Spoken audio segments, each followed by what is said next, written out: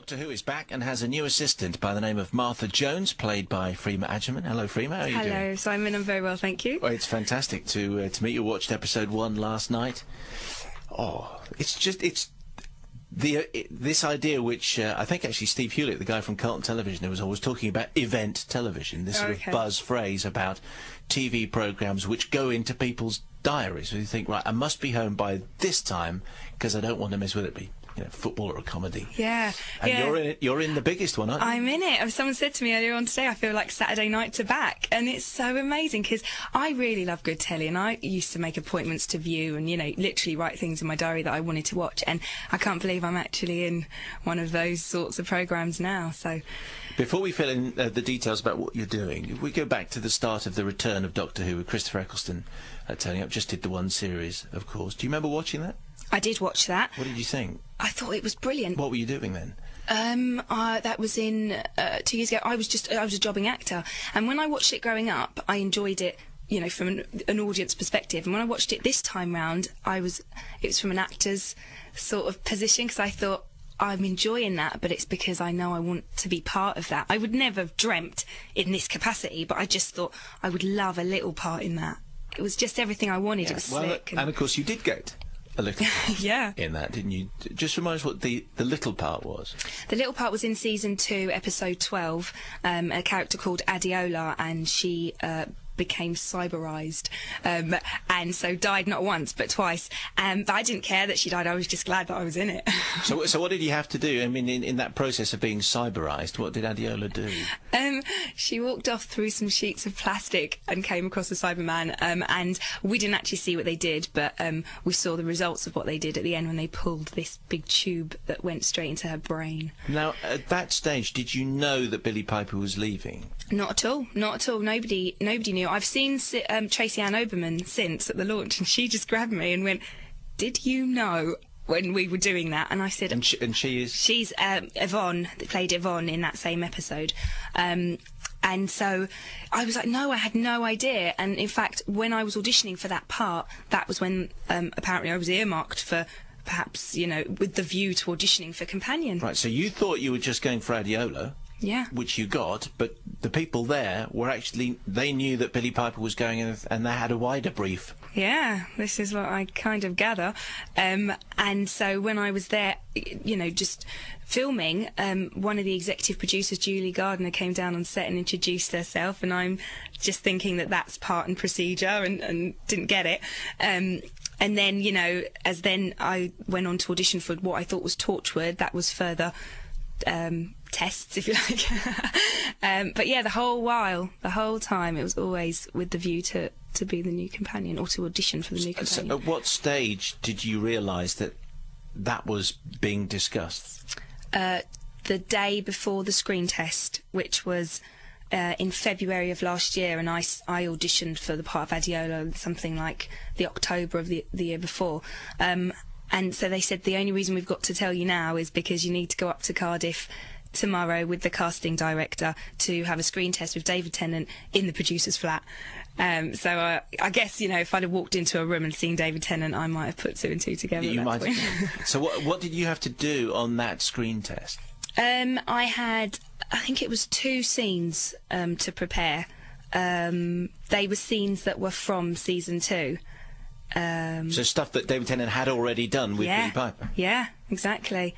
So, you know, it was so great, because the day before he left like a little note at the hotel where I was staying in, just saying, look, sorry for all the cloak and dagger stuff, but, you know, obviously we had to keep it all quiet, but good luck for tomorrow, just have fun with it. And it was just so above and beyond. It was lovely. It really put me at ease, and he was great during the screen test, and I dare say it was feeling so confident and comfortable around him and Andy Pryor and Phil Collinson that helped me get the job, because I wasn't nervous. How many other people were up for it, do you know? I don't know. I've heard, you know, like other names being sort of flown around, but I just was so pleased to have it. I thought, I'm not going to start questioning and prying and probing as to who, what, where, how. I'll just take it and run with it. Right. But there were other people doing screen tests, as far as you know? I would imagine so. Yeah. But you wouldn't have got it if David Tennant, presumably, hadn't said, you know what? I think I want Freema.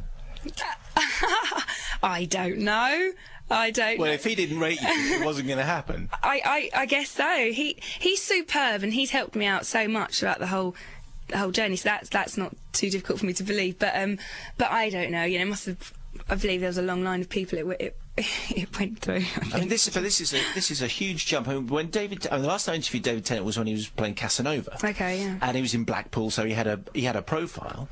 The biggest thing you'd done previously, I was thinking, Crossroads a few years back.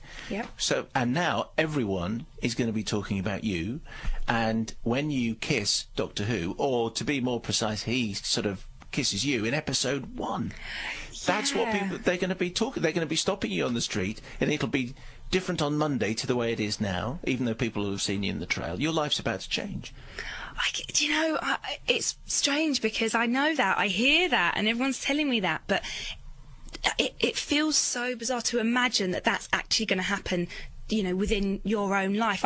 I see it happening to other people. You read magazines and see that that's how life can be, but I just can't imagine that's how my life's going to be. Because I tell you, it's been the case that my lifestyle hasn't changed up until this point. You know, Doctor Who's been in my life for over a year now, and nothing much has changed in my personal lifestyle because, as you say, it's not aired yet. So I've kind of combined Doctor Who with my old lifestyle up until this point. So for the last year, you've been walking around and people have been ignoring you, and you've been saying, "Don't you know who I am? I'm about to be Doctor Who's assistant." I've been thinking, "Don't you know who I think I am?" No, not at all. Right, let's play a little clip from the first programme, which has an extraordinary storyline. So just explain where we find you right at the beginning, before the dramatic stuff happens.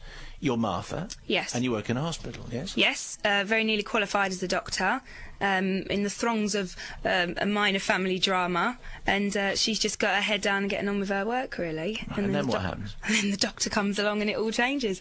Then she finds herself on the moon. Well, hang on a second. You are just going to have to fill in a bit of a blank there. You're working in a hospital, and this is in London, because we sit by the Thames. Yes. And then you end up on the moon? Yes. I won't... Something happens. That's the reason the doctor's there. You kind of get the impression when you meet him in episode 1 that he perhaps has been travelling around on his own for a while, post-Rose and pre-Martha, because he's sort of mid-journey when we see him in episode 1. He's mid-quest, and that sort of takes him to Martha's hospital. And OK, well, let's play a little clip. Here's a part from the conversation between Martha and the doctor in the hospital, not concerned about MRSA, not concerned about overcrowding, but concerned about the fact they find themselves on the moon. How many people want to go to the moon? And here we are. Standing in the Earthlight. What do you think happened? What do you think? Extraterrestrial. It's got to be. I don't know, a few years ago that would have sounded mad, but these days, that spaceship flying into Big Ben, Christmas, those Cybermen things. I promise you, Mr. Smith, we will find a way out. If we can travel to the moon, then we can travel back. There's got to be a way. It's not Smith. That's not my real name. Who are you then? I'm the doctor. Me too, if I ever pass my exams. What is it then, Dr. Smith? Just the doctor. How do you mean, just the doctor? Just the doctor. The great thing about that is, even though everyone knows how that conversation is going to go, yeah, it's great hearing it. Yeah. Again. Well, it's certain things like that, and also the reaction of, you know, the companion when they see the TARDIS. You know how it's going to go. It's like seeing a Bond for the first time, and you're just waiting for the James Bond line. We have to have the introduction to the TARDIS. We have to have the "No, I'm just a doctor" routine. But this time it's you doing it. Yeah, no, you're right. It kind of has to tick boxes, really, and that's what's so difficult and what Russell does so brilliantly. It's stick to old formulas but do it in new ways. What can you tell us? Again, this isn't a secret because the trails are running and we've seen bits of the monsters, been photographs in the papers and in the Radio Times. Who are you and the Doctor up against in this episode? There is an alien space militant police force called the Jadoon, and they're there kind of, maybe they're kind of responsible for where we are. What do they look like? They look like big rhinos, which is superb. Freema will do more in just a moment. Your emails to the new Doctor Who assistant, Mayo at bbc.co.uk.